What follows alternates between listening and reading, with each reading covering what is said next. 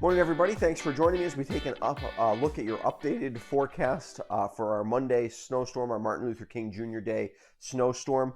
We have had some changes, not huge changes. We're kind of in the subtle change phase, but I think we're pretty locked in on storm track now, and hopefully that means we're relatively locked in on snowfall totals, which I'm going to give you a map. I'm going to show you what's changed and show you why I think we are definitely going to see some mixing with the storm.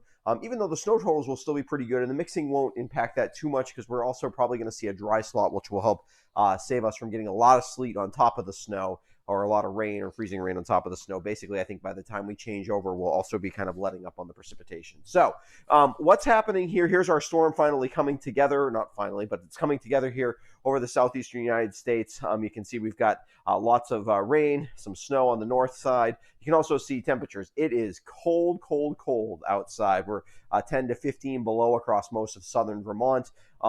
Still a bit of a breeze, not so much in the valleys, but if you're up on the hills, still some breeze. So those wind chills are still cold. If you're headed outside, if you're going to try to ski today, just be bundled up.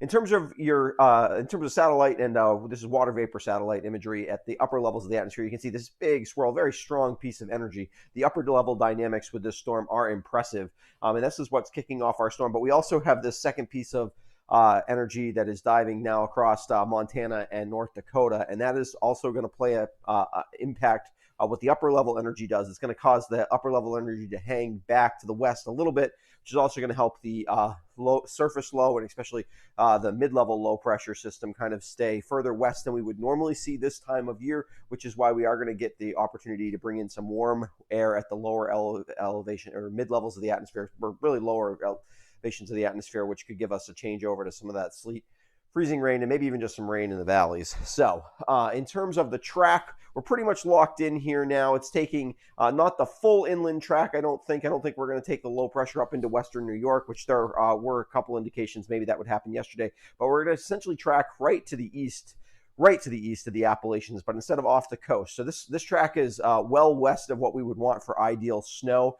For the biggest snowstorms for us, we want the storm to basically go over Cape Cod, and so that will allow some of the moisture to get in. And the reason that happens, the reason it's so important, why this track is where it is and why it's causing problems, has a lot to do with the positioning of the low pressure system and the high pressure system, and in many ways the high pressure system more than anything else. So this would be an ideal snow situation. This is what we would want if we want big snow here in southern Vermont. We want a low pressure system just off the coast, high pressure to our north, and what that does is it forces the wind and the flow to kind of come across from the east and then eventually northeast across interior New England. That locks the cold air in because that's a wind direction where you're not bringing wind directly off the water into interior New England, but instead you're getting wind off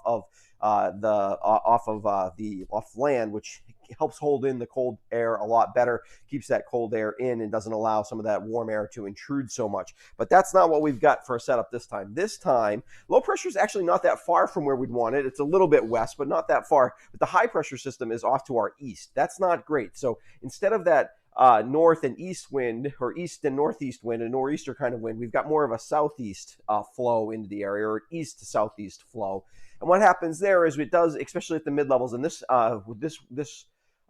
intrusion of air from the southeast will be very strong at the low levels of the atmosphere, which will really try to push a lot of warm, just barely above freezing air. Now, we have a lot of cold air locked in place. So even though we're below zero today, that battle, it's going to give us heavy precipitation for a while, but it's also going to mean the chance for changeover, particularly as precipitation starts to let up as we go through the storm. So what has changed in the past 24 hours? The chance of mixing has increased, although that has always been there, but I think most places, except for at the highest elevations, will see some mixing. Snow accumulation totals, especially at lower elevations, have come down a bit. I'm going to show you a snowfall map in a little bit. The chances for power outages caused by wind has increased, I think, especially in western or in Rutland and Bennington counties. Some downsloping effects of wind, and then anywhere where you're kind of elevated and on a southeast facing slope, I think could also be problematic for this. I don't think they're going to be widespread. I don't think this is going to be tens of thousands of power outages or anything like that, where it takes days to get your power back. But some of us should be prepared in some of those favored spots to lose power potentially for 12 hours out of this storm. Wouldn't be surprised at all to see a few a few thousand power outages out of this throughout the state. In terms of the timing for the storm, it's moved up a few hours. We're moving a little bit faster than was originally modeled yesterday, so snow will start a little bit earlier. I'll give you the timeline in a second. And the chance for wraparound snow has diminished, meaning I think we're only really going to see flurries on the backside. I don't think we're going to see accumulating upslope snow. Might see an inch, coating to an inch in a lot of places, but not a huge wraparound event either. So in terms, let's get to the right forecast here. So forecast details. All right, everyone starts to snow between about 12 and 2 a.m. So that's moved up from where I was thinking more like 3 to 5 a.m. before. Change to sleet and freezing rain happens first along Route 7. There's going to be a shadowing effect, which will lessen the intensity of the precipitation to the west of the Green Mountains.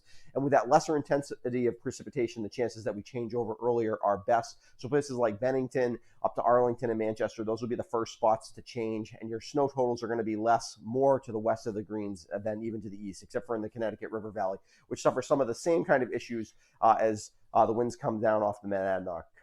The high elevation in western New Hampshire there. So higher elevations hold on to snow the longest.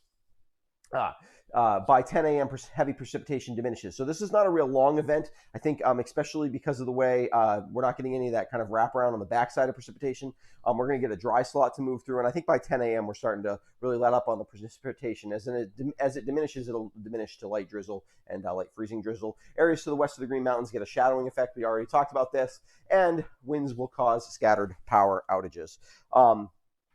In terms of your snowfall map, it's basically the same map, right? Where we get the shadowing effect to everything west of the Greens. But as you get up the spine of the Greens at your highest elevations, particularly those places above 1,500 feet, 1,000 to 1,500 feet, I think 8 to 12 is a pretty good lock-in number, and probably somewhat elevation dependent. Ski areas might even get a couple more inches than that if they stay all snow at the summits. So I wouldn't be surprised to hear places like Okemo, Stratton, Mount Snow, Killington, some of those places 14, 15, 16 inches maybe even out of this. But for most of us, where most of us live, we're probably talking about 8 to 12 inches, more like 12 if you live above 2,000 feet, more like 10 if you're at 1,500 feet, maybe 8 if you're like me, you're at about 1,000 feet. So with a little bit less just to the east of that. So I think a place like Chester probably gets 6-7 inches of snow. I think a place like Wilmington probably gets 6-7 inches of snow. And then if we head even east of that into along the Connecticut River, we're talking just 3 to 5 inches of snow with some of that shadowing effect coming off the higher terrain in western New Hampshire